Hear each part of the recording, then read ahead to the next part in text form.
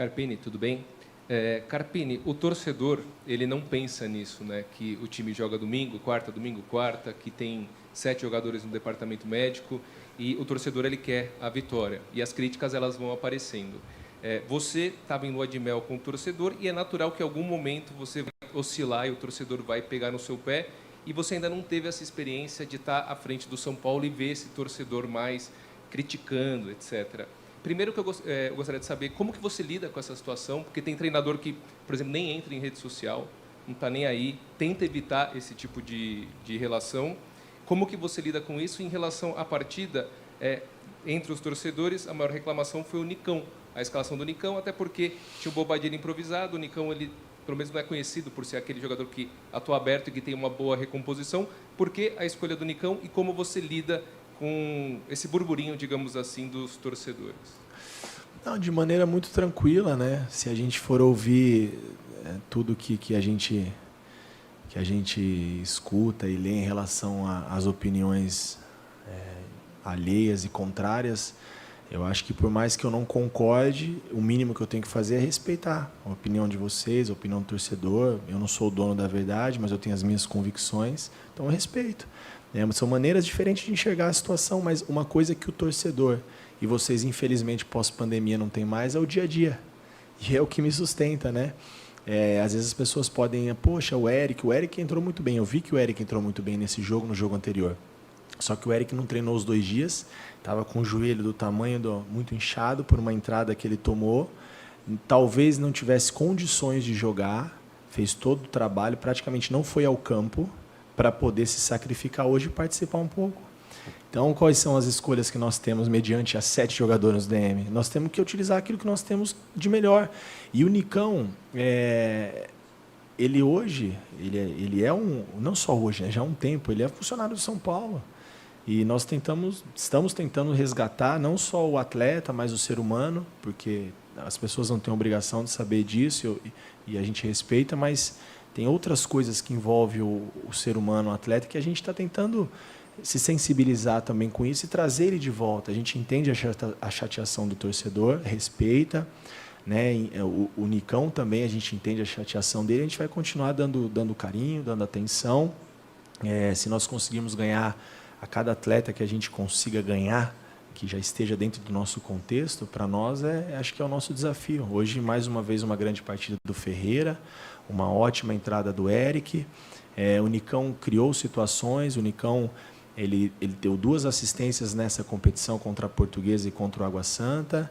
Ele fez um primeiro tempo da final taticamente muito interessante, dentro daquilo que nós planejamos para o jogo do Palmeiras. Então, houveram coisas boas. Claro que tem um erro, tem um acerto, tem tudo isso. E a gente entende o momento do torcedor. Essa questão da lua de mel, daqui a pouco a gente volta de novo. É só as vitórias acontecerem, a gente buscar os nossos objetivos. A gente sabe que o torcedor ele quer o tempo todo vencer e nós também queremos. A gente trabalha para isso, mas nós temos um dia a dia, nós temos aqui seres humanos, nós temos uma sequência, nós temos diversos problemas para colocar o que a gente pensa de melhor e representar bem o São Paulo. Então, em relação às críticas, elas fazem parte. E eu entendo que as críticas elas me fazem refletir, elas me fazem melhor, não que eu acompanhe, porque as minhas redes sociais nem sou eu que cuido, eu não me apego muito nisso. Eu já tem um período aí que eu fiz como eu vou usar a palavra assim, dei uma desligada total. Detox, boa, gostei, detox. Um detox das redes sociais, porque as redes sociais ela permite tudo, né? É uma terra sem lei, as pessoas escrevem o que quer sem ter uma responsabilidade e eu acho até que as pessoas, de um modo em geral, isso não é uma crítica não, e não são todas as pessoas que usam dessa maneira, da maneira que se pronuncia, que se direciona às pessoas, por mais que é uma figura pública, acho que as pessoas perderam um pouco a sensibilidade e isso é triste, mas a gente respeita, entende, e é uma parte pequena, porque a maioria foi o que eu vi hoje no Morumbi, apoiando o torcedor, por mais que não concorde com algumas coisas, e é natural. Internamente no São Paulo, eu tenho certeza que muitos não concordam com as minhas decisões, mas todos respeitam e remam da mesma maneira para o mesmo lado, porque é dessa maneira que a gente vai conseguir os nossos objetivos na temporada. E essa questão com o torcedor é a questão das vitórias voltarem, os bons momentos, os objetivos serem alcançados, trabalhar bem a semana, voltar todos os atletas à disposição, que é o meu sonho, ter o elenco todo à minha disposição. E isso faz parte do processo e em algum momento durante a temporada vai acontecer novamente, é inevitável. O nosso calendário são muitos jogos, muitas competições e os erros fazem parte, as derrotas também. Carpini, boa noite.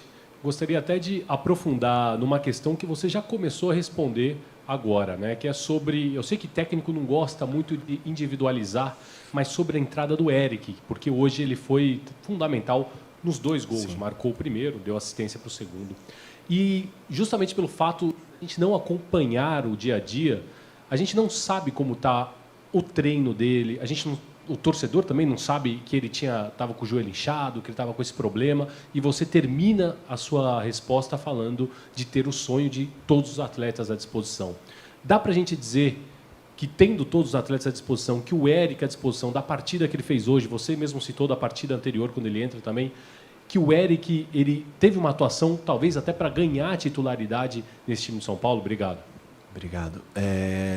Não só ele, mas o Ferreira também, né? Foram dois atletas que nos 2 últimos jogos me chamaram muito a atenção. Fico muito feliz pelo Ferreirinha.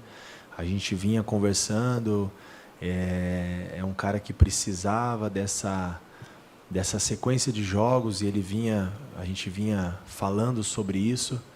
E aí teve momentos que ele entrou em jogos e não ajudou, e aí entra o meu papel, né? Seria muito fácil a gente deixá-lo de lado e criticar e colocar alguma culpa em cima do atleta, e a culpa não é deles, a culpa é minha quando não dá certo, o mérito eu divido com eles.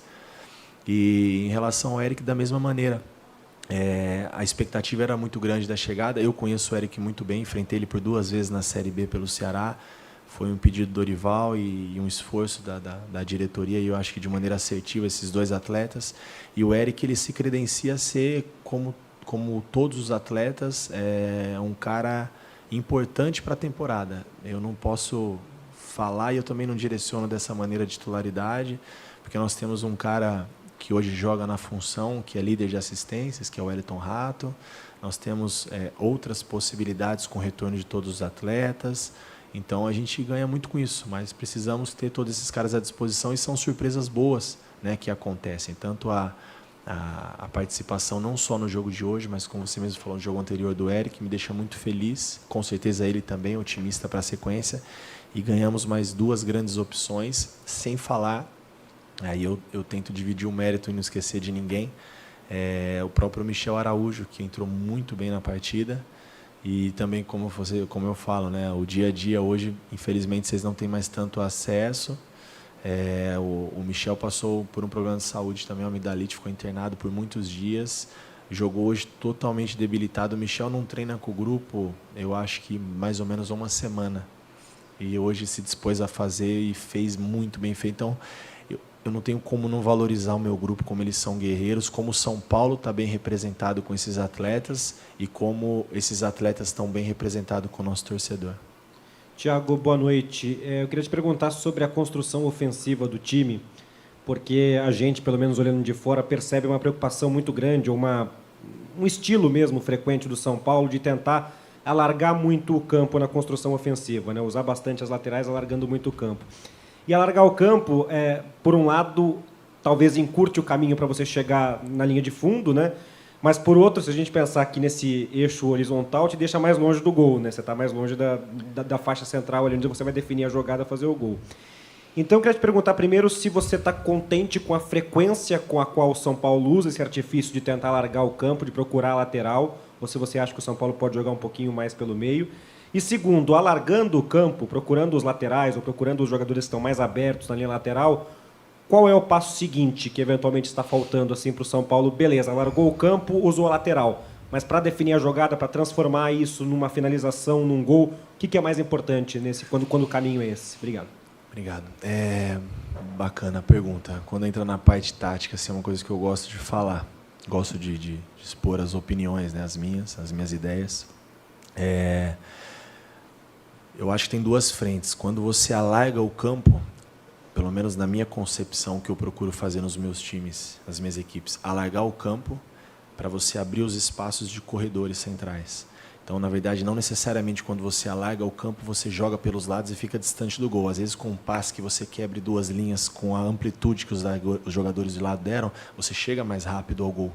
E aí, eu acho que são questões a serem trabalhadas, porque quando você as linhas e dá essa amplitude, você tem sempre 2 opções de passe para quem tem a bola. Normalmente a linha fecha o passe de dentro e você joga por fora.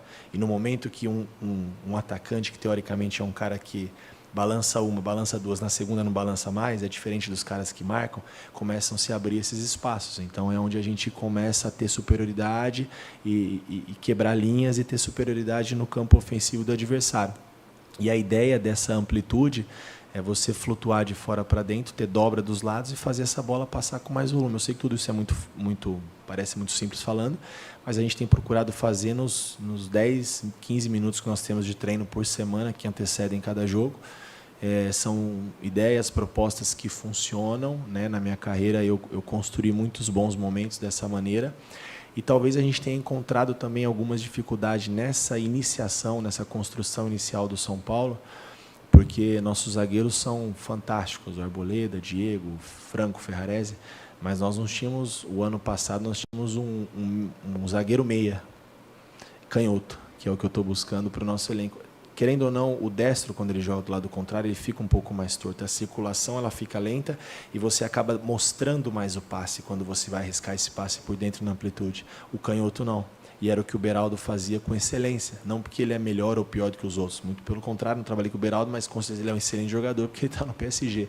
Mas os que eu tenho aqui eu estou muito contente, são grandes jogadores, mas o fato de jogar do lado esquerdo e dar essa amplitude é onde falta um pouquinho para a gente começar a encontrar esses espaços e aí a gente ser um pouco mais agressivo.